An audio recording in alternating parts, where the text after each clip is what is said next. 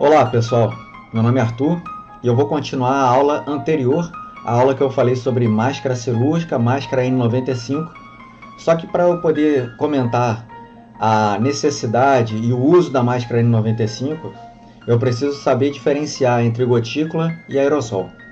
Também vou tirar algumas dúvidas relacionadas à máscara N95 utilizada basicamente no âmbito hospitalar. Vamos lá? Primeiro ponto é a gente entender qual é a unidade de medida que é feita entre a gotícula e o aerossol. Então, a unidade de medida é um micron. Um micron corresponde a 10 a menos 6 metros, o que é 1/1000º do metro. Ou seja, o micron ele é 1000 vezes menor que 1 milímetro. Diante disso, a gente sabe que no uso popular, micron também tem sido utilizado como micra. E aí muitas vezes vocês vão ouvir falar, um micra. É isso, 1000 vezes menos do que 1 milímetro. Entenderam? Quanto que é 1 milímetro? É 1000 vezes menos do que 1 metro. Quanto que é 1 micron? É 1000 vezes menos do que 1 milímetro. Bom, aí eu tenho que começar a comparar as estruturas com essas medidas. Eu tenho ali 70 microns, é mais ou menos um tamanho de um fio de cabelo que você coloca assim voltado para o seu rosto num corte transversal. Tá? Varia entre 50 a 150 microns, mas eu coloquei aqui como 70 microns um fio de cabelo. A olho nu, o que é visível é em torno de 40 a 50, ou seja, às vezes você colocando um fio de cabelo, de frente para você, muitas vezes você não vai conseguir enxergar muito bem. Isso é natural, não quer dizer que você está precisando usar óculos, não. Bom, menor do que a visibilidade a olho nu, aí a gente já começa a colocar outros exemplos. Aqui eu coloquei os leucócitos. Então aqui, 25 microns de diâmetro. Esse dia significa diâmetro. Eu tenho leucócitos, que é uma estrutura relativamente grande dentro do nosso sangue. Em compensação, a hemácia, que está aqui embaixo, ela tem 8 microns de diâmetro. É uma estrutura muito menor. E aí, só para vocês compararem, as bactérias, alguns cocos, alguns tipos de bactérias, tem 2 microns, tem bactérias menores, tem bactérias até um pouquinho maiores, mas 2 microns é muito pequenininho. Bom, a N95, que vocês já sabem que filtra 95% das partículas aéreas, consegue filtrar qualquer coisa acima de 0,3 microns. Essa é a unidade aí que eu abreviei. Então tá muito tranquilo, né? Se uma bactéria tem 2 microns e o filtro consegue fazer isso, filtrar 95% das partículas acima de 0,3, tá muito tranquilo, a gente tá seguro. Mas eu vou dar uma informação para vocês que os coronavírus, a maioria deles, inclusive o novo coronavírus, tem entre 0,06 a 0,2 microns. Isso é menor do que a capacidade de filtração da N95. Bom, antes que algumas pessoas fiquem preocupadas, a gente vai ver como é transmitido isso. E aí, como eu falei, a gente tem uma transmissão por via aérea. Essa transmissão ela é realmente muito importante, talvez seja mais importante no contexto do ambiente de saúde e até populacional. Mas não se esqueçam que o contato direto e o contato indireto, pegando no celular, pegando no mouse, na maçaneta, no corrimão, também acaba transmitindo esses vírus. Mas olha só como é que é interessante. As gotículas grandes que nós eliminamos com a respiração, com a fala, com a tosse e até mesmo com o espirro, essas gotículas grandes elas medem mais de 60 microns. Lembra? A gente consegue, inclusive, visualizá-las. Quando a pessoa fala, às vezes a gente percebe ali a gotícula saindo. A gente tem um termo utilizado, às vezes, para partículas maiores, que seriam perdigoto. Está tudo incluído aí, gotículas grandes. As gotículas pequenas, elas vão medir entre 10 e 60 microns. Então, algumas delas a gente não vai conseguir ver, outras a gente até consegue, mas são partículas ainda relativamente grandes. O filtro N95 pega de 0,3 para cima. Só que essas partículas, essas gotículas, ali dentro está o vírus. São partículas cheia de líquido e transmitem, carregam o vírus. E aí nós temos os núcleos de gotículas, que medem menos de 10 microns, e temos os aerosóis, que medem menos de 5 microns. Ou seja, mesmo as gotículas menores, núcleos de gotículas e aerossóis e núcleos de gotículas a gente não consegue ver, mesmo esses, nós vamos ter uma filtração adequada pela N95, sem dúvida. Bom, mas então como é que o vírus ele é tão pequeno e não consegue passar por ali? É porque eu tenho um meio, e esse meio de carrear são essas substâncias líquidas chamadas de gotículas e aerossol. Vocês já devem ter visto fotos ou até filmagens de alta resolução que conseguem pegar essas partículas, que vão variar muito, eu vou falar isso no próximo slide. Elas vão ser filtradas tranquilamente pela máscara N95, que vai filtrar pelo menos 95% das partículas de 0,3 microns. Só para vocês terem uma ideia, arredondando aí, o aerossol ele chega a ter 10 vezes mais o tamanho do que essa capacidade de filtro. Então o filtro ele pega muito bem. Por isso a N95 é usada quando existe uma produção de aerossol, ventilação mecânica, ventilação não invasiva, catéter nasal de alto fluxo, broncoscopia, aspirados traqueais, tudo isso vai gerar aerossol e aí a gente vai ter uma maior chance de disseminação. Por que a gente tem uma maior chance de contaminação e de disseminação? Olha só o que alguns estudos mostram para a gente. Então aqui nesse slide eu acompanha aqui com o mouse, né? Eu tenho uma pessoa que está ali falando, tossindo, espirrando, e eu tenho as partículas grandes, aquelas que medem mais de 60 microns. E elas vão cair rapidamente e vão cair muito próximo da pessoa. Que distância? Isso varia muito, varia de acordo com o tamanho, com a velocidade, o tamanho da pessoa, inclusive. Eu tenho partículas médias, entre 10 e 60 microns, e essas partículas, em média, as grandes e as médias, as gotículas, né, vão ser carreadas, a substância, a bactéria, o vírus que está dentro dessa gotícula vai ser carreada por 1 metro a 1,5 metro. Por isso que a Organização Mundial de Saúde recomenda um espaçamento, um distanciamento social de pelo menos 1 metro. Mas já existem dezenas de recomendações de sociedades científicas e inclusive artigos publicados que o ideal é que seja de pelo menos 1,5 metro. Bom, e as partículas menores? Essas partículas de núcleos de gotículas e aerosóis, elas vão ficar suspensas no ar. O núcleo de partícula ela vai cair um pouquinho depois, pode ser até 2 metros, mas o aerossol é completamente imprevisível. O quanto ele pode ficar, o quanto de tempo e qual a distância ele pode ficar suspenso no ar. Por isso que no ambiente de produção de aerossol a gente tem que usar a N95. Então, recapitulando, nós temos ali partículas de diferentes tamanhos, gotículas e aerossóis, que vão variar de acordo com a respiração, com a fala. Por exemplo, aqui eu estou falando num tom mais elevado, eu vou emitir maior quantidade de partículas. A tosse e o espirro, nós emitimos muitas partículas, inclusive tem relatos de nós emitirmos até aerossol, dependendo da potência, da força, e isso vai variar de indivíduo para indivíduo.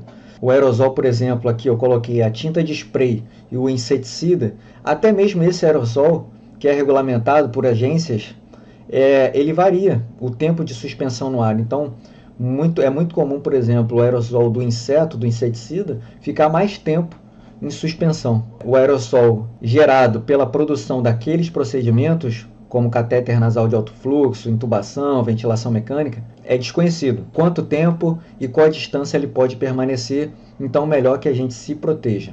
Vocês devem ter visto muitas pessoas, especialmente nos países orientais, que estão ainda sofrendo com a pandemia da Covid-19, situações desse tipo, né? Pessoas que trabalham em unidade de saúde com máscaras, mas não são só máscaras, são todo um equipamento. E vocês falam, poxa, mas aqui no Brasil não tem isso. Qual a diferença desse tipo de purificador de ar? Na verdade, o termo em inglês dessas máscaras, até mesmo a N95, é chamado de respirators. Ou seja, seriam máscaras também, só que nesse caso especificamente dessa imagem, vocês vão ver que existe um ventilador alimentado, que é por uma bateria, e tem um filtro de ar, e esse filtro, esse cartucho, ele está conectado você pode substituir de tempos em tempos. Esse é um filtro EPA, é um filtro de partículas aéreas de alta eficiência, em que eu falei na aula anterior, que é o ambiente ideal para você colocar uma pessoa em isolamento com produção de aerossol. Ou seja, nada mais é do que simular aquela sala de pressão negativa com filtro EPA, esse capote, esse avental junto com essa máscara, ele simula a pressão negativa e tem um filtro EPA para purificar esse ar. É óbvio que seria uma condição ideal, mas já existem relatos de que na retirada dessa paramentação existe uma grande chance de contaminação. Então nem sempre o que é visto, né, em outros locais é melhor. Quando a gente coloca de maneira simples, se higieniza e faz a desparamentação da maneira correta, mais fácil de ser utilizável e menos complicado e menos provável de se contaminar. Bom, vamos tirar algumas dúvidas sobre a N95. Quem deve usar e quando usar a máscara N95? Então, eu já comentei, o profissional que atuar em procedimento com risco de geração de aerossol. Em paciente suspeito ou confirmado de infecção pelo novo coronavírus, deve utilizar a máscara N95 de proteção respiratória, né, do termo em inglês, a tradução seria respirador particulado, com eficiência mínima de filtração de 95% das partículas até 0,3 microns. Nós temos a N95, temos a N99 e N100, mas como compatibilidade, se vocês olharem na especificação da máscara, vocês podem usar também a PFF2 e PFF3. Muito bem, vamos relembrar a produção de aerossol. Então, se eu comentei geração de aerossol, nós vamos falar de ventilação manual antes da intubação, aquele ambu, a própria intubação orotraqueal, ventilação mecânica e ventilação não invasiva. E aí eu incluo o catéter nasal de alto fluxo, não é aquele catéter que a gente coloca, que tem aqueles dois pininhos que a gente coloca no nariz, é o catéter nasal de alto fluxo, é como se fosse uma máscara em que existe um alto fluxo de oxigênio. Aquele catéter que tem os dois pininhos, ele não produz aerosol. A ressuscitação cardiopulmonar também é uma produtora de aerosol. Broncoscopia, aspiração traqueal e a coleta de amostra nasotraqueal, aquela coleta, você tem que fazer uma videolaringo, não é o SUAB não, gente. Tá? O SUAB não é produtor de aerossol. Alguns guidelines sugerem que o oxigênio por máscara de Venturi pode ser um produtor de aerossol, mas ainda não existe uma confirmação. Devo usar a máscara cirúrgica por cima da N95 ou não? Claro que não. Isso foi difundido anteriormente, mas o que viram é que, primeiro, não aumenta a chance de proteção, a máscara cirúrgica por cima da N95, e além disso leva ao desperdício de mais um EPI. Uma outra dúvida, é possível desinfectar a máscara N95? As máscaras cirúrgicas, a N95, elas não foram feitas para reutilização e elas não foram feitas para desinfecção. No entanto, isso é previsto na nossa regulamentação no CDC, que é o americano, e até no europeu. Existe a possibilidade de descontaminação ou reutilização. Nos Estados Unidos, baseado em algumas pesquisas, eles criaram um protocolo de descontaminação por radiação ultravioleta, peróxido de hidrogênio vaporoso, né, ou a vapor. Então, eles mostraram métodos promissores. Vou mostrar para vocês uma imagem de uma radiação ultravioleta. E aqui as máscaras, tendo ali em torno de 15 minutos, tem a quantidade exata, né, a dose da radiação ultravioleta, para que possa garantir que houve uma descontaminação. No entanto, em alguns lugares, você pode reutilizar também. No próprio Estados Unidos a gente está reutilizando. E aí uma recomendação é que você escreva o nome, né, ou no material que você está guardando a sua máscara, que eu vou mostrar a seguir, ou na própria máscara, escreva o nome, coloque o teu departamento, aqui é o departamento de emergência, coloque a data do primeiro uso e os subsequentes, os usos subsequentes. Aqui nessa imagem está marcado o número de descontaminação. Tudo isso é numa situação de crise. Então vamos para a próxima pergunta. Na verdade são sugestões para a durabilidade da N95. Bom, primeiro que a gente tem que ter protocolo. Protocolo de uso, protocolo de retirada, acondicionamento, que eu vou falar também, verificação da integridade. Então eu devo perceber se essa máscara está suja, está úmida, se está começando a rasgar. Critérios para descarte. Eu tenho que inspecionar visualmente a máscara antes de cada uso. Eu devo usar a Face Shield em todos os procedimentos. Isso protege a máscara, não só da contaminação, mas protege de umidade, protege do toque da mão. É muito bom que você use a Face Shield. O CDC recomenda que cada profissional receba 5 máscaras e utilize uma por cada dia. Isso numa pessoa que vai ser diarista, que vai usar ali 8 horas direto a máscara. No entanto, se você faz o plantão de 12 por 36, já existem inúmeras sugestões. Por exemplo, a pessoa vai receber 2 máscaras por mês e ela vai utilizar na segunda-feira uma máscara, no próximo plantão dela, vamos supor, na quarta-feira à noite, ela vai utilizar outra máscara, e aí no outro plantão ela vai utilizar aquela primeira da segunda-feira e ela vai conseguir marcar isso agendando. Por quê? Nenhum coronavírus sobreviveu por mais de 72 horas em superfícies de metal, plástico e papelão, que são superfícies em que o novo coronavírus fica por mais tempo. Em algumas superfícies chega a durar somente 8 horas, mas isso vai depender do calor, da umidade. Então o ideal é que a gente dê esse espaço, esse descanso aí de 72 horas. Nem sempre é possível. Se a gente puder sempre lavar as mãos antes e lavar as mãos depois, a gente evita a contaminação nessa reutilização. Como eu vou guardar a minha máscara N95? O ideal é num saco ou num envelope de papel respirável no final de cada turno, para que evite de você ficar retirando o tempo inteiro. Existem também, vocês vão ver na internet, é você pegar uma folha, dobrar e deixar a fita pendente num corte que você dê. Essa aqui é um pouquinho mais complicada porque você vai ter que fazer isso. Tá? Eu particularmente eu fiz dessa maneira, que é muito mais barato. Agora você pode utilizar um saco, um saquinho que você guarda, depois grampeia, daqui a 72 horas você usa novamente. Isso é uma imagem de máscara que foi descontaminada, então eles guardam essas máscaras em vários saquinhos de papel. Vamos dar sequência aqui para a gente finalizar agora na desparamentação. Você examinou o teu doente, fez toda a paramentação, né? Foi lá, entrou no quarto, agora você quer sair daquele ambiente. Ainda dentro do quarto, o ideal é que exista uma anticâmara, mas nem sempre vai haver, então já vou falando para o uso mais comum. Então não tem anticâmara, não tem aquela antessala para a gente poder se desparamentar longe do doente, tendo todos os recursos. Ainda dentro do quarto do paciente você vai retirar as luvas e o avental. Retirou a luva e o avental, coloca no saco de lixo recomendado e aí você vai higienizar a sua mão. Nessa higienização, é óbvio que você pode encostar, o ideal é que não tenha maçaneta, mas você pode encostar em alguma coisa. Você, ao sair do quarto, você vai higienizar novamente, passar álcool gel. E aí sim você vai começar a retirar o gorro e os óculos de proteção ou a face shield. Reparem que você higienizou antes de sair do quarto do doente, higienizou depois que saiu, para garantir que você não encostou na porta ou na maçaneta, garantir que você vai encostar no gorro e no protetor facial com a mão limpa. A gente acaba às vezes encostando no rosto ou no cabelo, tá? Então retirou isso. Bom, agora vem um ponto crítico, que é a retirada da máscara. Eu já falei da desparamentação da N95, mas antes de se desparamentar, você vai higienizar a mão novamente. Perfeito?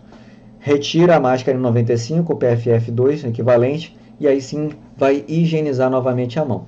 Então, relembrando, na desparamentação, você vai higienizar a mão 4 vezes. Olha só o slide. Primeiro, retirou a luva, retirou o avental, higieniza a mão. Saiu do quarto, higieniza de novo. Retira o gorro, retira o óculos. Higieniza a mão novamente para encostar na fita da máscara. Quando você encosta na fita da máscara, depois de ter encostado no óculos e no gorro, a chance é muito grande de você contaminar o teu cabelo e o teu rosto. E aí, por fim, depois que retirou a máscara, é só lavar as mãos novamente. E não se esqueçam, esse face shield, esse óculos de proteção, ele vai ser reutilizado. Então o ideal é que você higienize com álcool, ainda na bancada de apoio ali, e aí depois você saia daquele ambiente. É isso, gente. Eu agradeço, peço para que vocês mantenham os cuidados, mantenham os cuidados ainda dentro da unidade de vocês e em casa também. Orientem seus familiares e seus colegas. Um abraço.